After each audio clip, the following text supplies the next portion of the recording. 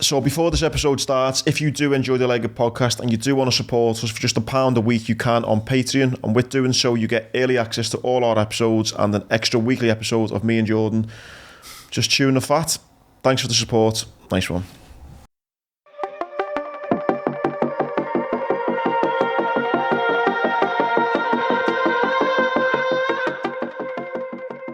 Welcome to another Leg It podcast. It's me, Andy Grant. It's not the podcast.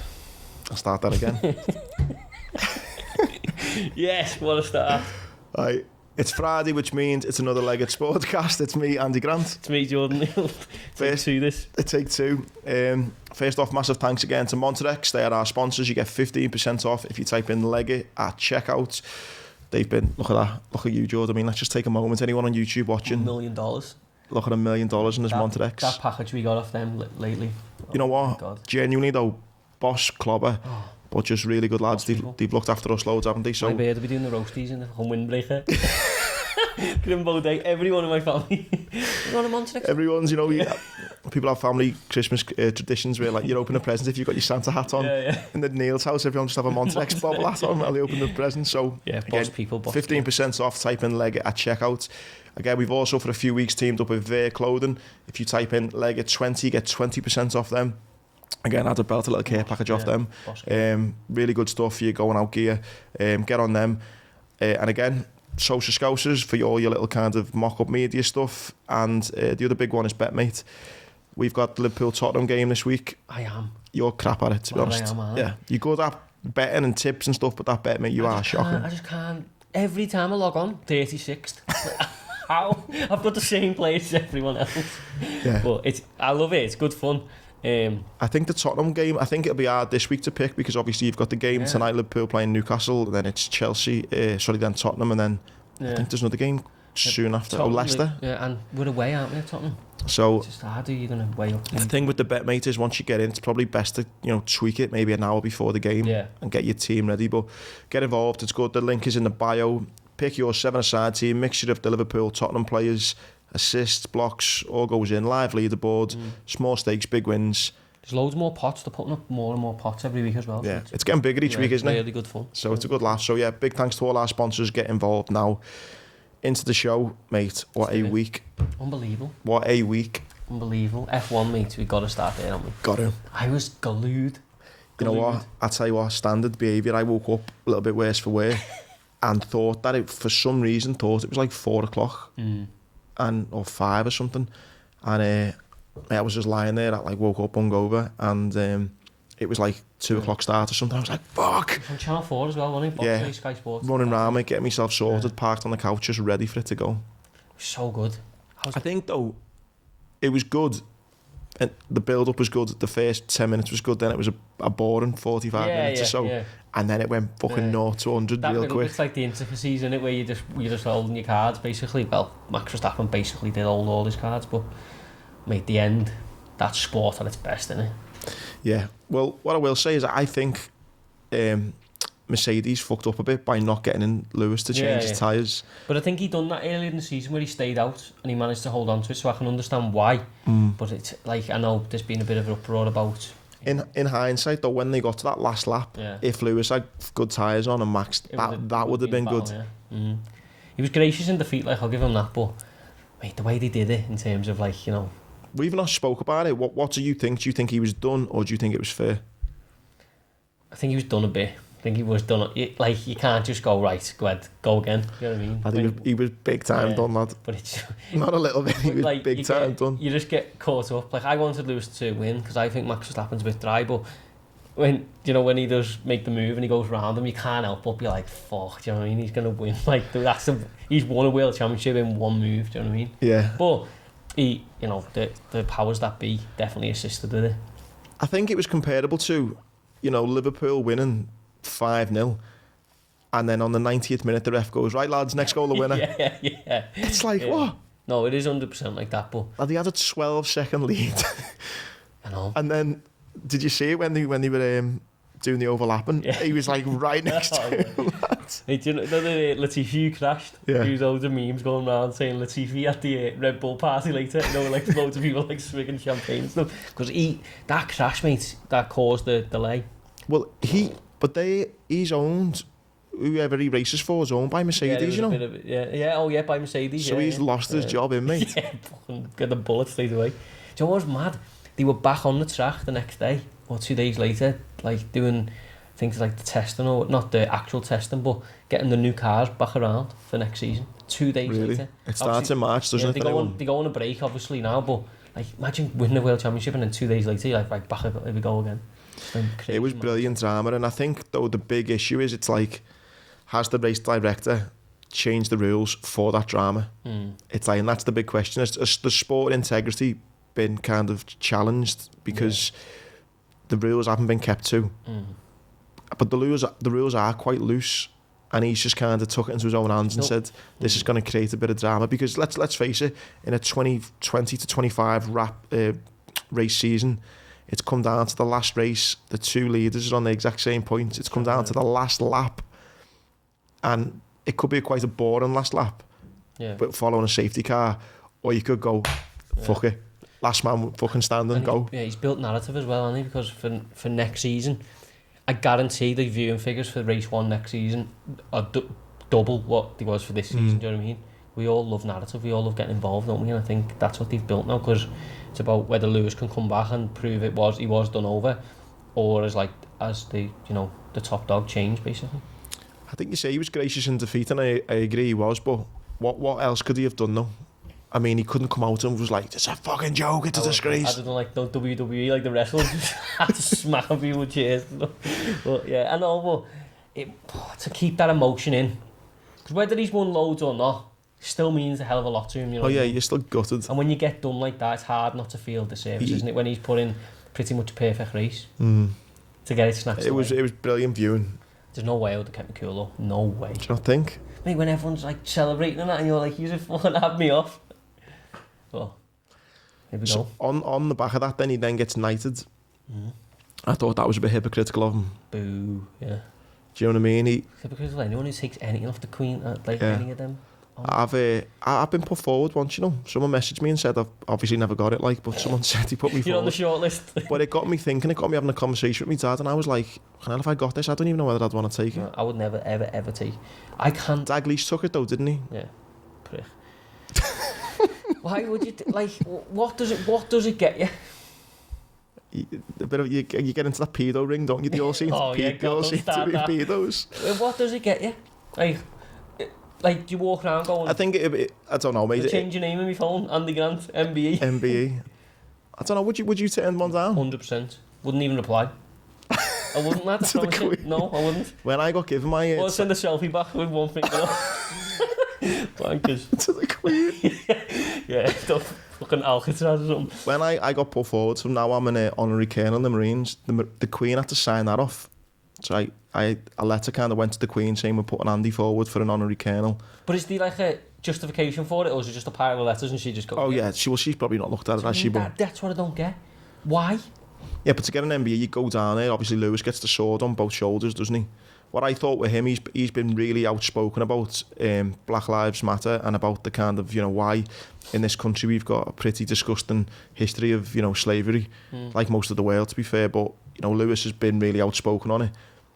And, the Royals... Most of the most racist families in the world's house. Do you know what I mean? The Royals and that big kind of corporate royalty aristocracy kind of set up, facilitated a lot of the way things were. So for him then to go... It's it, isn't it? But it all comes down to... That's what I was saying to you about what does it get you. What it does get you is a proper nice massage for your ego, doesn't it? And that's what people love. Like, people want to...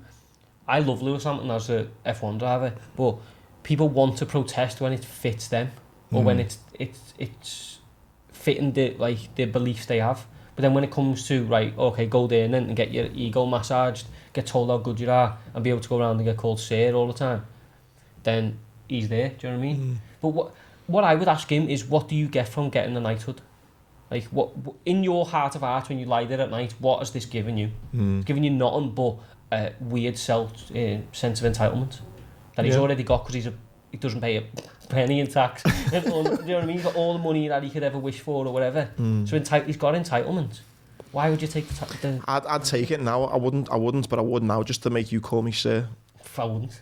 No, well, I wouldn't speak to you no more. Hello, welcome to Leg It Sportcast, me, Shane and Grant. I don't... Oh, mate, we've had conversations off recording, like today. I don't get how you could go there and just kneel in front of someone and get them to bless you with it. Especially with all, like, the off. that family, like, mate, with all the Prince Andrew stuff and all that, mate, do you know what I mean? Just that whole family. I can't... No, it's bad, like, but do you know when something happens with the royal family and, like, everyone's lying in the streets and that, what are you doing? It's mad, and I feel sorry for those people, though. Got 2 arms and 2 legs. No, I feel sorry. I genuinely, like, do feel they're people with fuck all in their lives, them. See that fella who dressed up in the Union Jack shoes all the time? Say that, I feel sad. I feel sorry for them. Oh, no. Anyway. Fuck the Queen, fuck England's football team. So we had that. We've got, what else happened? That's the UFC. Go on and start Charles next. Oliveira. Oh. How funny was it? We joked and went the human backpack, and he literally ended. Human backpack. He ended the fight in that fashion. Yeah, I put the submission up in me preview, which loads of people seem to be engaging with, which is good. 3-1 submission. When he got on his, because in the first round it was a war, and he got hurt as well. He's getting clipped a lot, last week he could get hurt, but the thing is, years ago he would get hurt and then he'd get finished. Now, mate, he just rides storms. He got up and just started throwing them knees to Poirier's belly. That would just, you could see the life just like draining out of him. You sent me the other week when I said I love a body shot, and don't get me wrong, a good knockout's great, and you see someone who, and it just goes lights out instantly, which is, you know, entertaining in a sick, weird kind of way.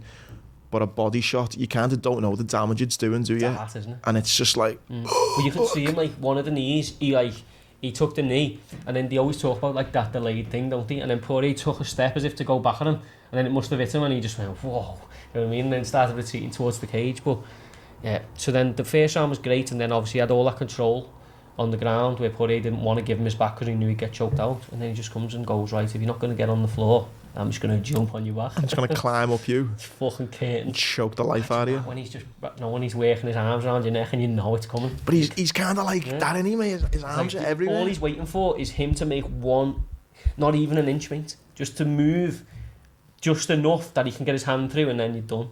When he's on his back, he's like so compact as well, isn't he? And his feet are wrapped around him. Oh, mate, he's incredible. And then obviously McGregor was out when he's saying when they were fighting him, you don't want that smoke. Has he been on that Mexican beef, by the way? 100%. He looks like fucking Tyrone Woodley. What's he been eating, lad? A lot of juice. Mate, he's gone from like 145 is no 155 he was at, but no. But what did he initially fight at? Oh, 145. 145 wasn't it? He said he's 190 now, but mate, he's on defo on juice, 100%. Do you reckon? Mate, his face has changed. Like he looks like another man. Looks like he's at another man. Oh, but yeah, see when he comes back. But that's what would piss me off if he comes back and just jumps straight into those kind of fights. That'd piss me off. The only way he'd get it though is if Charles goes, yeah, I want it because I want the dough. If Charles picks him, but he would rip his arms out of his sockets, mate. Like both of them at the same time. I'd love to fucking have you commentate on a UFC. Oh, we should do all series of commentary. McGregor's about to get his arm ripped clean off. There's one gone. Put that in the backpack. Done. The human backpack, but mate, the whole card was brilliant. Well, I woke up on a Sunday morning and just that was it, mate. Straight on the BT Sport app, lying in bed on my phone. Unbelievable. Just nailed through it. Mate, the 1-10 shot, Amanda Nunes, who I said was going to win the first round, comes out in the first round, and you think, right, here we go. She does leather her, and then slowly, she's just like, you see the gas tank emptying, and I'm thinking, oh, what's going on here? Mate, there was a little series of little pattern where there was just this jab, and it just went boom, and it didn't even look that hard, but it was almost like an annoying jab. It was just like, get out, leave me alone. But she'd done about 3 or 4, and then you could hear the commentators were going, whoa, hang on, and then she's taking a few steps back, and then she tapped quick. Yeah, that looked like she had no heart. It was just like, I'm tired here. That's the biggest upset in UFC history, that. I mean, she's a monster. Well, she was. She seems quite cool as well. Afterwards, the winner seemed really like... Yeah, she was like, oh, yeah, she expected it, didn't she? Which is the mad thing. But, yeah, the rematch is coming, like, I've got no doubt about that. But she won't be 1-10 again. Yeah, no, I really enjoyed that. And then, obviously, you had Cody Garbrandt going down to flyweight, who I really wanted to win. He got KO'd again, first round. Sean O'Malley, Sugar Show, first round knockout. I started following him on Instagram. He seems a bit of a character. He's the next star, mate. Like, yeah. The UFC, he's ranked now. Like, they wasn't ranking him for ages, but I think he's gone in at 13 this week, so he seems a character. He's got that thing about, in the UFC again, you always say it, it's about the narrative, it's about the buying into the story, and there was something about him, and I was just like, nah, give him a little follow, and he seems an interesting cat. His podcast is fucking hilarious. Is it? He's got a podcast with his coach. It is the guy I'm thinking of, the one with the mad hair. Yeah, Sugar Show, yeah. That's it, but he's like, he told Dana and stuff, I'm not fighting ranked fighters until you start paying me to fight, right? Like, he's one of these, like, he's sort of... Good on him. Boss, you know Good on him. So now they've ranked him, and he's like... And Dana said in the post-fight press conference, he was like, he's told me he wants to get paid. He wants to fight often, but he wants to get paid for it. And we're going to have to pay him. I was like, you know what I mean? Setting a precedent, but he's the next, like, the next star. If he keeps going the way he's going, because, I mean... He got beat by Chito Vera not long ago. He done again. Chito Vera busted a nerve in his leg, like we were speaking about last week. But, you know, his stand-up's amazing. He's got knockout power. Just whether when he gets taken down properly by a really legit fighter at what he's like down there, you know what I mean? But it's all going for him. Did you see Tai Tuivasa as well, Shuey? Yeah, I did, yeah. When he just does not look like a fighter, does he? No, I mean, his size, his shape. But that's what it's always been like. He's always been this, like... But them shots he's putting people away with now, they're like calculated finishing shots, do you know what I mean? And he's got what we're talking about with Sugar. I feel a bit of a connection with him. You know, he's drinking out of his shoe, I'm drinking out of my leg. Exactly, yeah. But he's dead relatable. Like, I don't know what it is. I think it's like natural charisma, isn't it, that he's got? But I think people want to watch him for sure. And then the bet I put up Dan Ige, we went to the decision. But I mean, I was sitting there thinking, might have won.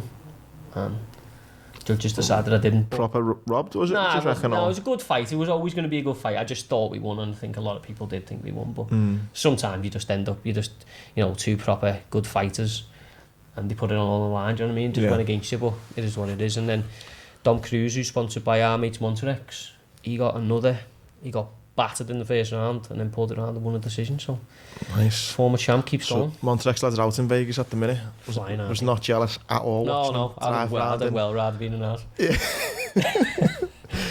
In the boxing as well, mate. What happened last weekend? Was that the weekend before? Conor Bennett wasn't it? Yeah. No, Conor Bennett was last weekend, wasn't it? Yeah, it was, wasn't it? That what a knockout, mate. See that knockout? That's what people have been screaming for though for a while, haven't they? Yeah, but to be honest, like, I didn't think it would come against Chris Algieri because he's not. That's not happened to him before. But like we're saying there, where sometimes things go against you. Sometimes you just land a shot right on the button. You know what I mean? And it's a great one too. Yeah, and it's just like he's out before he's on his way down. Do you know what I mean? But did you see the footage of his half fella? Yeah, it was nice that one. Yeah, boss. Ringside. But he's good, his dad, because he's not involved with he's not everywhere. You know what I mean? He's just supporting his son, and that's what it should be like. I think that's a British thing, that though, I definitely think it's a culture thing. Like it's, I always, because I just think every country's got a different way. I think British people are quite reserved in general when compared to, for example, Americans. Yeah. Mate, I always remember doing a talk, right? This point out the culture between who's the American boxer whose dad was like fucking dickhead. Teofimo Lopez. Yeah. So compare him to Conor Benn's dad, right? So I was in America doing a talk for this international company, and they had Germans in the audience, Americans, British, Japanese. So I'm telling my story, and I go, I joined the Royal Marines, and this American got up and went, yeah, USA. It's like, that's not, just getting started. And then, like, you talk about the war, and I swear, like, the Germans were kind of... You could just see people feeling a bit uncomfortable. Like, maybe the Germans didn't want to talk about it. Yeah. The Japanese didn't probably fucking understand my Scouse accent. This guy. But you know what I mean? Like, the American was just... You speak about Afghan or Iraq, but I just think it's a culture thing, and I think Conor's dad's obviously reserved and I mean, a bit more respectful maybe. And it is 100% a culture thing, but I think it fits much better with a boxer when a dad is like that, especially when it's someone like Nigel Benn who's been and done it. Do you know what I mean? It's not his time now, and he fully understands that. Whereas you flip that with Chris Eubank, he still wants to be the show, still wants to. Do you know what I mean? It's you can see that he's at ease with himself, and he knows it's his son's time, and I think that's proper nice to see, really, especially in boxing. But then another bet we won on the weekend, Robbie Davis, Scouser, got a second round KO 3-1, which was always nice. Boss. But yeah, so that was his first fight under Shane McGuigan. So hopefully he's on to bigger and better things now, because he was going a bit stale, to be honest. He was with Dominic Ingle, and just his career was a little loss here and there. His career was just petering out a bit. But hopefully now he's back on the train. And then Lomachenko just done an abs. Did you see some of the clips on that fight? Yeah. He told the corner to come in and get him. I see, it was bad, wasn't it? Come get him. He didn't. The round was still going though, wasn't it? As if he'd done at the end of the bell. It was like halfway through the fight, he just done a little combo. And he helped him back to his corner. He's going, come on. Come on. Helped us fucking out, but again, I put up 7-12 and I thought, there we go, another little winner. And then obviously got up, and Richard Comey just does what good fighters do, really, just protected himself after that. But Lomachenko's back, mate. How demoralising must that be?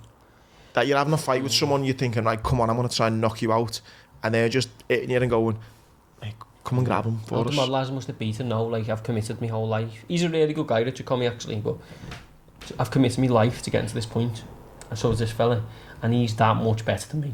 Like, how? It's madness, isn't it? That's natural talent, isn't it? But yeah, boxing's ending with a bang, mate. Obviously, we're going to this weekend, but we've got things to talk about first.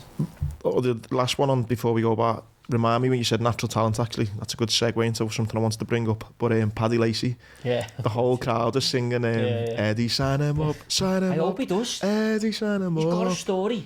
He's got, clearly sells a load of tickets. Got talent, he's what? Another win?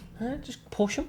Mate, if you look at the likes of Curtis Woodhouse and stuff, if you can get Paddy Lacey to go and win a title, how good is that? Amazing.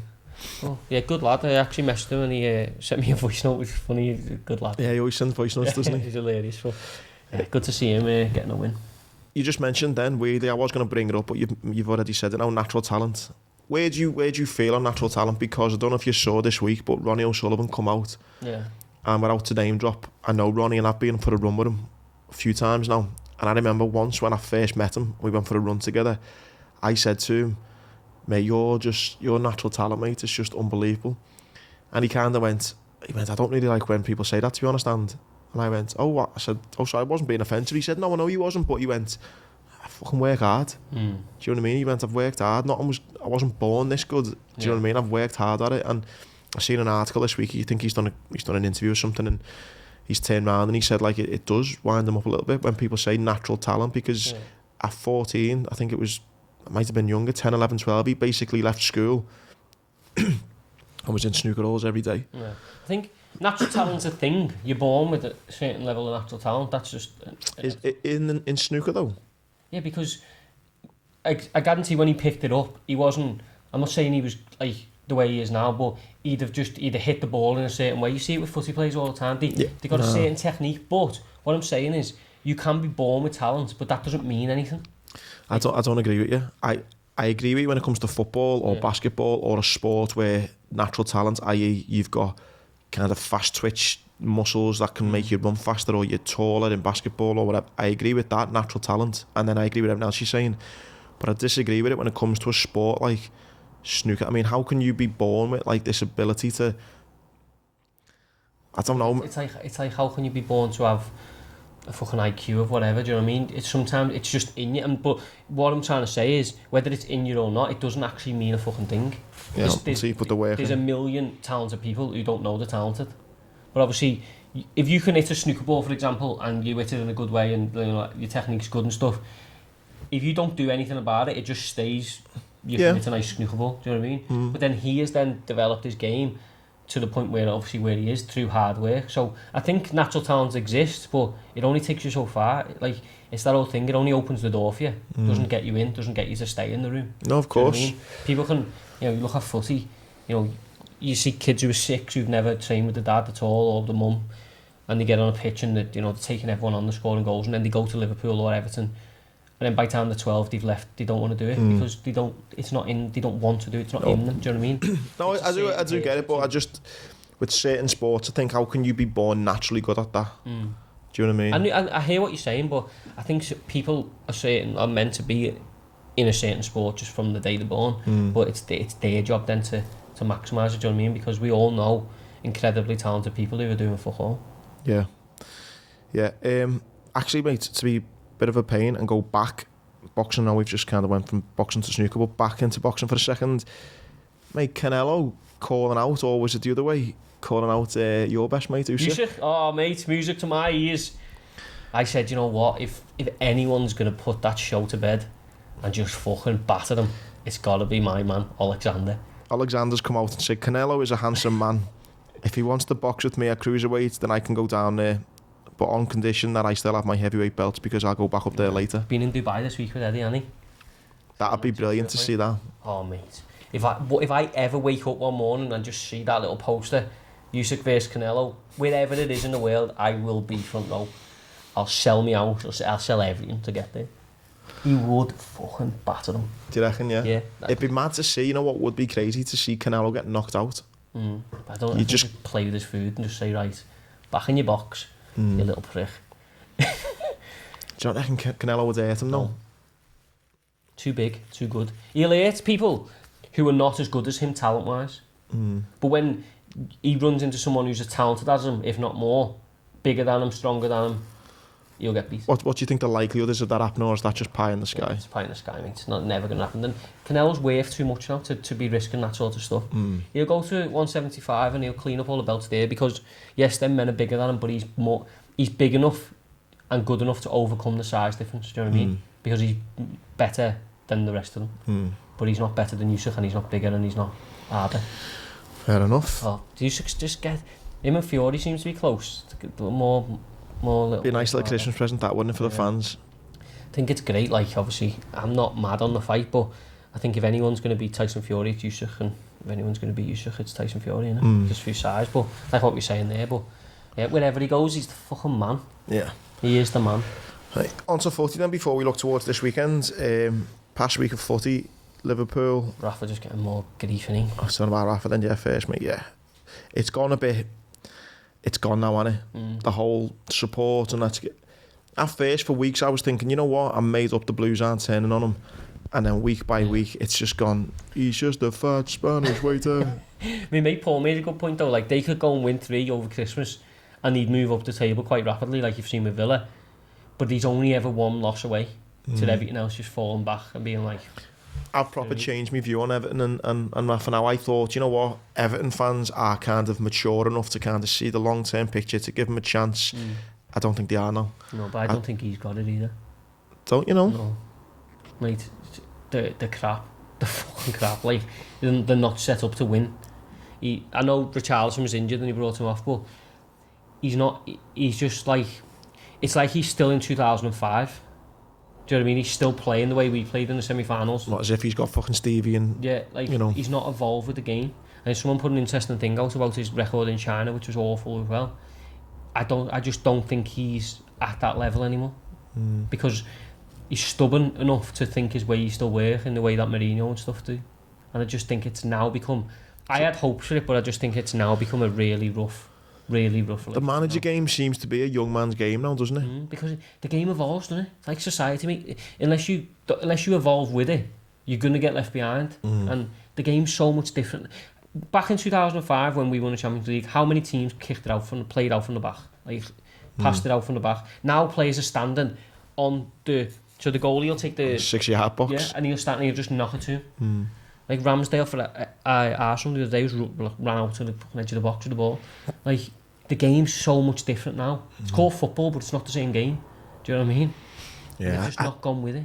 I think Everton, mate, but I don't know. Well, yeah, no, I agree with everything you're saying. But I do think he could still do a job given time. But the point is, I don't think he'll get time. No. I think the bigger problem for Everton is upstairs anyway. They've got to sort that out, but I don't know. The players, though, mate. And the problem with the players is you keep on sacking managers and directors of football, etc., and changing owners and pumping money at it. The only thing that matters, though, is those 11 players on the pitch, and they're the ones who are shite. Yeah. Did you see Coleman trying to get the fella booked by having a quick free kick and just blasts it to fucking... He's got to know better than that, hasn't he? Like, what was he gaining from that? Yeah. It looked like he was just trying to get the lad booked because he was standing too close. Thing is, though, they got some good individuals, haven't they? Like, the Corey's a good player, Gray's a good player, Richarlison on his day is a good player. Like, Pickford to go to probably a Premier League team, like one of the good teams in the Premier League, if they was to sell him. But, like, they just, I don't know, they just seem I don't think those players, though, mate, are getting in the top 6, though, of any... You're saying individual talent. Yeah. Are they... I mean, yeah, I'm not saying... Obviously they're good, but are they good enough to get into the top 6? I know, yeah, but how far away from top 6 at Everton, do you know what I mean? But I mean, if you take out Richarlison, is he getting into a team in the top 6? Nobody getting the likes of the teams who are outdoing Everton at the moment, like the likes of Villa, West Ham's and stuff like that. He'd go and play, do you know what I mean? But the problem is... He wouldn't get into a West Ham team, well... Richarlison would play for that West Ham. Would you have Antonio or Richarlison? I'd have Antonio. I don't see. I'm not being bitter. I just don't see the big thing. I think Decore would walk into them teams. He's a good player. Do you know what I mean? But like, it's I don't know. They no matter what they do, they just seem to fuck it up somehow. But you know, they had one step forward against Arsenal, 2 steps back against Crystal Palace. They go to Chelsea, which we can't talk about because it hasn't happened yet. And then who they got? I don't know. They got on the weekend after, but it's not going to get easier for them. Do you know what I mean? And Rafa's just now at a point where he's just going to be. All he's doing is just keeping the fire out. Do you know what I mean? Yeah. No, they've got Leicester at home at the weekend, which is a winnable game because they're not. I don't think they're very fucking good either. They beat Newcastle 4-0, but you know if Liverpool don't beat Newcastle 4-0 today in the first half, I'd be surprised. They're down. Them and Norwich down. Who do you think will go down? We're nearly halfway through the season. Yeah, I reckon Norwich and Newcastle are nailed down. And then I think Burnley as well, you know. No, Watford, Burnley will stay up. Burnley, if you look at Burnley's recent results, then I was having this conversation the other day because I'm a big Sean Dyche fan. They won't. I like Sean Dyche too, but mate, it can't keep on happening. He can't. How many times has he done this with them and just kept them in? Had they been in Europe about 2 years ago? What other manager would get them to Europe? No, I'm a big Sean Dyche fan as well, but I think like it's only so long you can work on a shoestring. You look at their recent since 20th November. 3-3 with Palace, who were doing well. 1-1 with Chelsea away, decent results. 0-0 at home to West Ham, who were flying. Yeah, one defeat there to Newcastle, and then a draw with Wolves. And then if you look at the next 5, they play all people around them. Do you know what I mean? I think Burnley will stay up, but I hope Watford go because they just do me head. They don't bring anything. No, I think sadly Burnley. Mate, the Reds on the other hand's flying again. We are flying again. Not as convincing as maybe people would like to have seen against a Villa team with Stevie coming back, but 1-0 again. You know, we went through this record of scoring 2 in each game, but I don't think we played that. I don't think we played great, but we controlled it enough. The referee was a fucking knob, and I think the way I was in the cop and the way Arteta kind of riled the crowd a bit. That's what the referee done. Yeah, it was quite a tough, edgy game, and we obviously had loads of possession, but the referee just seemed to be. There was a lot of time wasting going on by their keeper, and it just built up that very frustrating atmosphere. And Stevie's got them playing though. They did frustrate us in the way they were playing in terms of like. They never looked like scoring though. No, but would you at Anfield if you took a team there? No, but he went there and he played a way where you could see exactly what he wanted to do: frustrate them for as long as we can, and then we might nick something. No, and that's what he done until obviously the pen come. It's a penalty though. I'm not buying that. It's not a pen. It was a fucking penalty. No, it was definitely a pen, and the keeper was unlucky. To be fair, Mo hit it hard in the corner, I but think the keeper. He's a top goalie in that save from Van Dijk, mate. He's a good goalie, that man is. But I enjoyed the game though. You think Villa on a Saturday afternoon? Obviously Stevie was back, so it was a little bit of added importance. But I actually really enjoyed the good atmosphere. I'm glad we just. When Liverpool win 1-0, I'm one of these fans. I'm like, nice, because for my whole life we've never been able to do that until the last few years. Do you know what I mean? Yeah. We either draw that game, or you win 1-0 and you're just shitting yourself for the last 10. You got to be able to be champions. You've got to be able to grind results out when you don't play great, and we didn't play great. We were okay, but we didn't flow as well as we can. Yeah. But Stevie's got a good thing going there, mate. He just popped out and had another result, hasn't he? He's only been beat by Liverpool and City. But he's had 5 games now, or 6. I don't know. I like the way he handled the Liverpool thing. I like the way he talks. I don't know. Did you see Michael Owen? His question of Belland. Oh yeah, I was going back, and he said the Man United thing. Yeah, I wouldn't want to come back if I went to Man United. What Gerrard was saying was exactly right. Like, no, I'm not going back with sentiment. It's my fucking job. Do you know what I mean? I'll go. But when he's done, or when he's manager elsewhere or whatever, and he goes back to Liverpool in a corporate situation, they will get him onto the pitch and the whole place will sing his name and all that stuff. But his job is to be manager of Aston Villa, not to be Liverpool's mate. I didn't hear it myself, but I spoke to Phil at half time and he said he sits in the other part of the cop to me, and or a few blocks away, and apparently some in the corner started to try and sing his name, and it just got shut down quick. This is like during the match. But then obviously as soon as it finished, he got his Steve Gerrard song. Should get it, but I don't think he wanted it to be.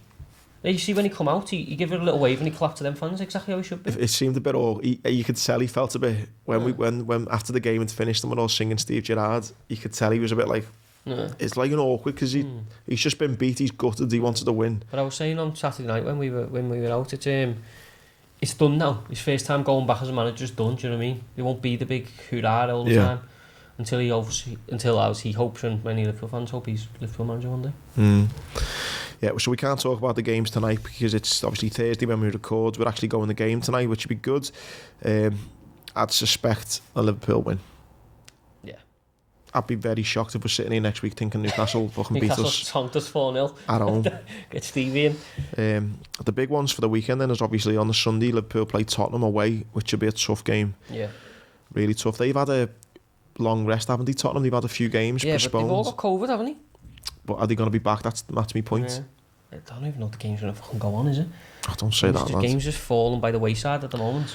So yeah, Liverpool, Tottenham on the Sunday. You got Man City, Newcastle. So fucking hell.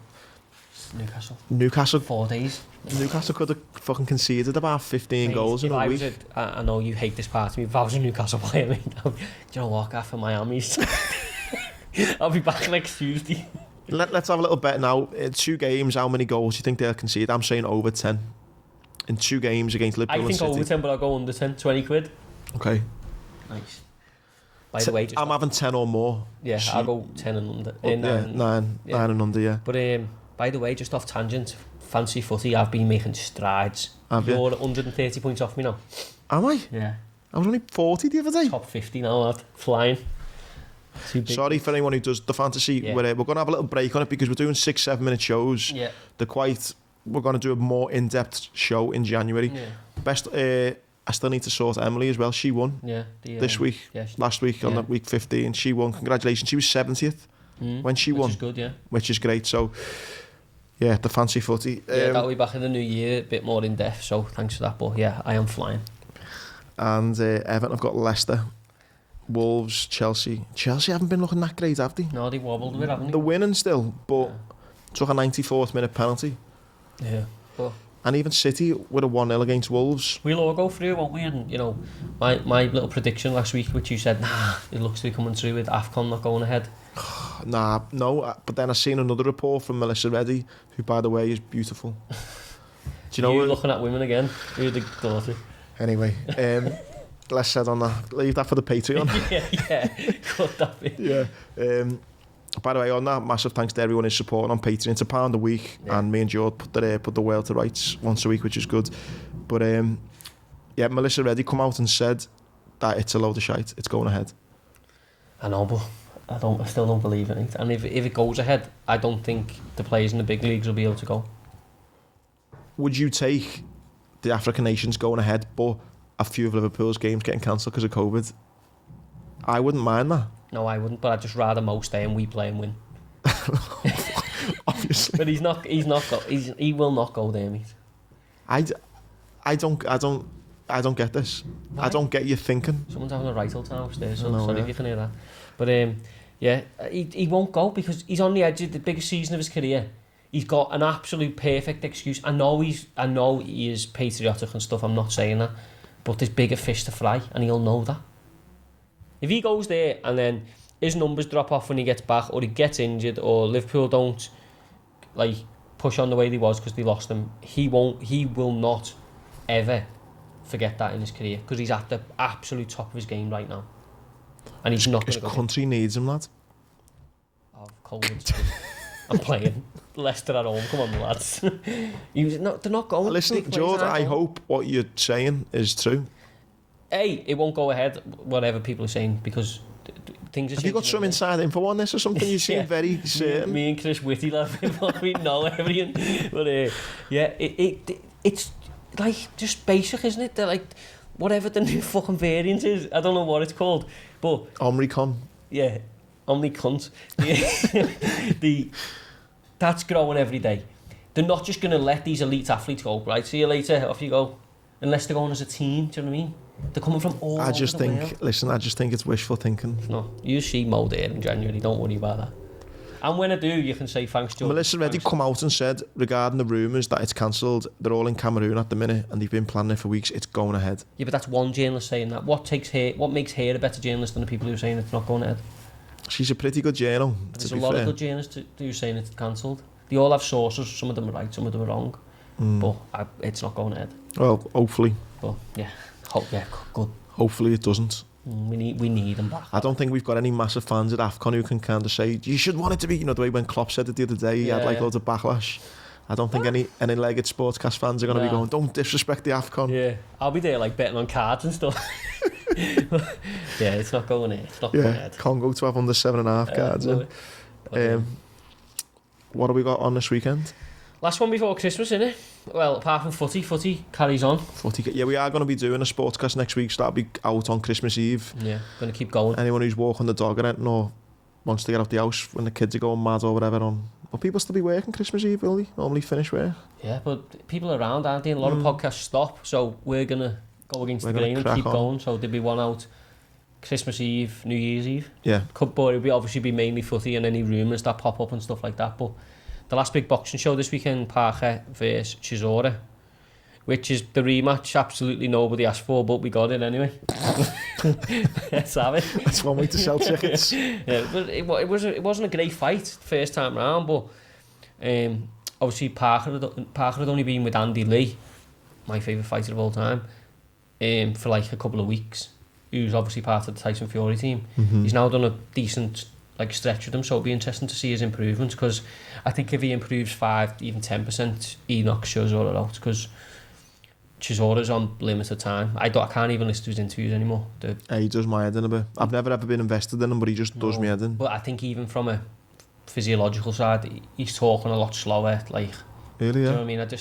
Maybe I'm wrong, but I'm looking too much into it. But I just don't like the signs, and I haven't for like a year of what you see with him. That's a shame, then. And he was buzzed up and hurt against Yusuf. He actually dropped Parker in the first round in the first fight, but it's like one on the head and he got straight back up. Then he was buzzed in that fight and hurt. And then you always see him in the corner and he's like slouched back, his mouth's wide open and stuff. I think he's on borrowed time as a boxer, so you know, I think Parker, if he's gone up 5-10%, he'd be disappointed if he doesn't get Chisora out of there, if I'm honest. Do you reckon that'll force him to the tyre then? Maybe, yeah. But his record, mate, 32-11. Like, it's a lot of fights at heavyweight, that. And a lot of losses as well. Yeah. But I mean, I like that side of it, that he's bounced back and stuff, but you know, he's been knocked out bad a few times. Dillian White had some great fights with Dillian White. 12-round war, which he took a lot of stick in. You know, knocked out by Hay years ago. You think about, like, years and years ago when he was in his... I know he's reinvented himself and, you know, all power to him for that, but far the time, which no one does it. And I just think, you know, I don't think Parker can compete with the likes of Usyk. I don't know, Joshua at this point in his career definitely can't compete with Fury because they're in the same camp. I don't have him as like them premium heavyweights, but he's good enough to beat Chisora if he's improved. To be putting him to bed, yeah. So I think he's about 2-1 for the KO. I'm going to take that.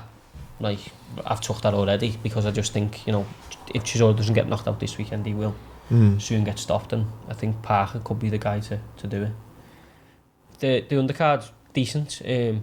Lerone Richards, who is 15-0, one of the most beautiful boxers you'll ever watch, at super middleweight. He's fighting Carlos Gangora, who is 20-0, 15 KOs, straight out of Ecuador.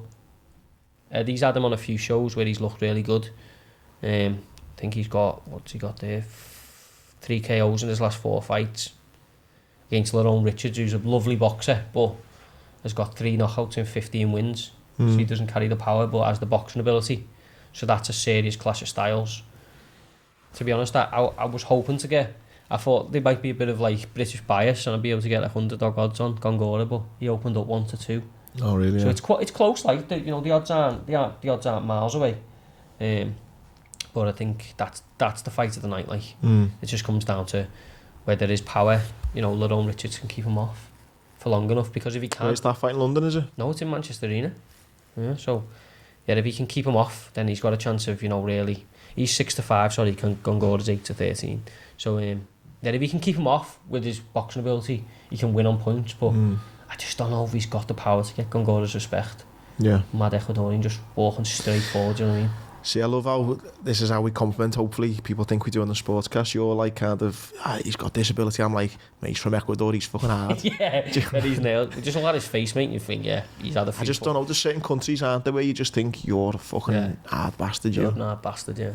But the interesting thing about this card is Zelfa Barry, 2 fighters of Eddie's, Zelfa Barry and Jack Cullen, they're both fighting against, like, in 12 rounders against 2 like unknown fighters, where So Jack Cullen's opponent's Sadio, who I'm the biggest boxing fucking person you'll find. I've never watched a minute of him. And Zelfa Barrett's fighting Bruno Tarimo. People who were like, you know, coming over and you're thinking these could either be garbage or be like them Mexicans that he got last year, you know, where they come in and just start putting people to sleep.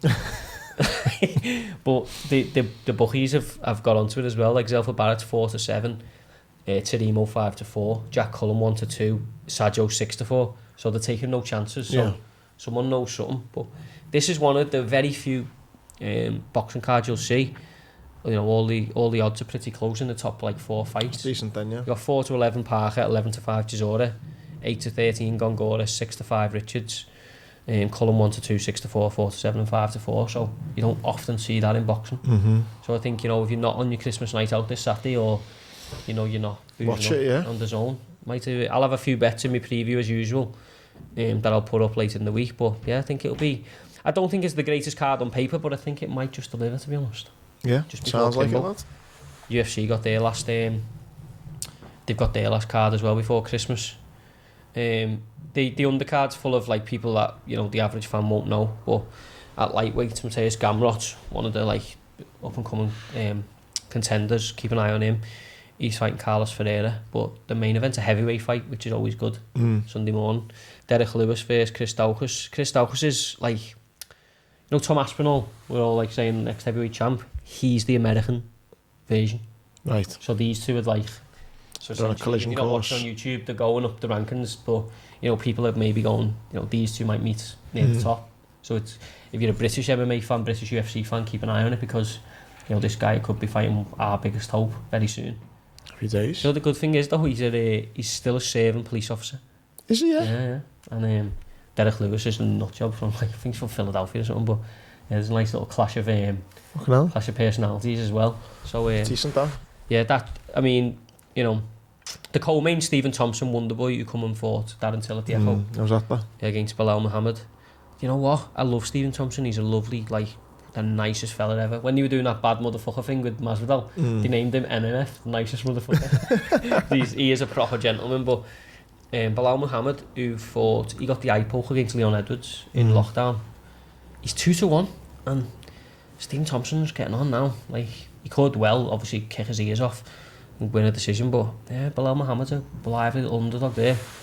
And then obviously, yeah, the heavyweight fight, keep an eye on it, because it's going about around 2 maximum. You always say that in these heavyweight ones. Yeah. Well, Tai Tuivasa, who we won on in my preview, KO last week, TKO. Little bit of feeling out. It's not like boxing. You feel it out and then they go, right, let's duke it out, me and you, let's go. But yeah, good little card for the combat fan. You know, I'll be buzzing for it. Hopefully get a few bets up and then pay for Kimbo. The other day, before we end it as well, the other little things in sports, the cricket things seem to have quietened down. Yeah, you heard much else about that? No, I think I tried to follow it, but you know what's killing me? The time difference, lad. Yeah. Like no, I meant as well though with that, but then also the fucking shite and the horrible stuff. Yeah, that's been quite quiet. Down, yeah. I seen that Emma Raducanu, she got COVID. She's been pulled out of a tournament. Yeah. And how many fucking athletes getting COVID, by the way? I know. And Aguero. Oh yeah, what a place to end. I see the tweet that it was Aguero crying at the press conference, and someone had tweeted saying, "Lad, I've been on holiday in Barcelona for longer than you played for." Yeah, 4 games, really, didn't he? Is that all it was? Yeah, 4 games, 1 goal. He was in the Clasico though as well, wasn't he? His goal. He's a player, like he was a player. I wonder what'll happen though with Barca, maybe with insurance and that. Like, is they will have paid him a hefty signing on fee. But yeah, 100%. They'll definitely. It's sad that, mate, isn't it? To get found out like that, like a routine health check. But was it though? Yeah, I think it was like a health check, and then. No, but he would have had a medical when he first signed. Yeah, but I think. And nothing's came up then. Yeah. And then a few months later or whatever. Yeah, but no conspiracy stuff, but a few months later. Yeah, but I don't think he was going in with like a serious problem. I think he was just going in to get. Maybe he'd felt. No, he had chest pains, didn't he? I think. Yeah, I'm sure. He didn't have. Something wasn't right, but it wasn't like, you know, he weren't collapsing or anything like that. And then has Ericsson started playing yet? No, I don't think so. I think I don't know if he's training or not, but it's interesting though why they never said to Aguero to put a thingy in here, isn't it? I guess it's different conditions, isn't it? You know, I don't know what it was he's got, like, no. Like, I know there's different conditions. Like, years ago, not to put it down on the thing, my lad I played with at university, he collapsed on the pitch and just died on the thing, on the pitch. But while you were there? No. So we'd left uni. And then years later? It was a year. So we left 2015, 2016. He was playing in a game for his like a semi-pro club, running back from a corner, dropped dead. Fucking hell. They then found that he had a condition that is like very common in footballers, do you know what I mean? So I think in conditions are different, aren't they? Yeah. I don't know whether... It's just mad. I think the Aguero one's mad, that the fact that he's 30 odd and it's like, oh, now he's... Sad, isn't it? Scary, mate, but, you know, you thankfully they found it before we had any, you know, collapsing and all that stuff, you know. No. He's a rich man. Not that money means an absolute thing, but, you know, it's not like he's got to go and work again. Yeah. He's young enough to enjoy his family. You know, hopefully he just goes and... Yeah, you can just see him now pouring in the football world. He was obviously very well thought of, wasn't he? Yeah, because we were all shit scared of playing against him. He was fucking heavy, wasn't he? Yeah, he scored some goals against Liverpool, you know. Never at Anfield, though, interestingly. Really, no? Never scored at Anfield, yeah. Just the Premier League, that Aguero! The one he scored against us was like at the edge of the box and at their place. He just hit it far corner, do you know what I mean? As soon as he hit it, he's just like, you twat. Yeah. It's going in. Yeah, probably because we had fucking Mignolet goals or something. Probably, lad, yeah. But yeah, all the best to him. Yeah. All the best to Aguero, all the best to everyone on a Friday. Enjoy your Friday. Don't forget Montrex and Vare. The codes are in the bottom. It's Leg It at checkout at Montrex, and it's Leg It 20 for Vare. Also, the Betmate, get involved with the Liverpool Spurs game at the weekend, and we'll see you Christmas Eve. Nice one. Cheers.